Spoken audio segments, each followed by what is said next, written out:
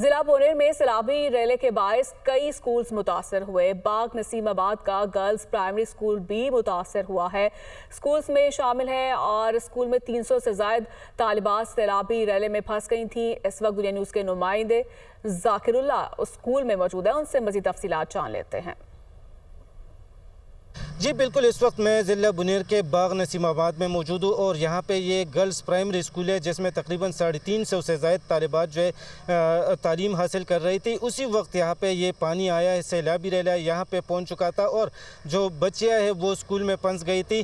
फिर जो यहाँ पे स्कूल का ग्राउंड फ्लोर है ये मुकम्मल तौर पर पानी से भर गया था। तलबा और तालिबात को जो है वो ग्राउंड फ्लोर से दूसरे छत पर लेके गए हैं, वहाँ पे फिर बच्चियों को रेस्क्यू किया गया है। लेकिन अगर देखा जाए तो यहाँ पे ये स्कूल जो है मुकम्मल तौर पर पानी से तबाह हो गया है। इसकी चारदीवारियाँ गिर गई हैं, इसका जो फर्नीचर है ये मुकम्मल तौर पर ख़राब हो गया है। अगर देखा जाए तो इसका बिल्डिंग जो है मुकम्मल तौर पर मुतासिर हुआ है सैलाबी रेले से।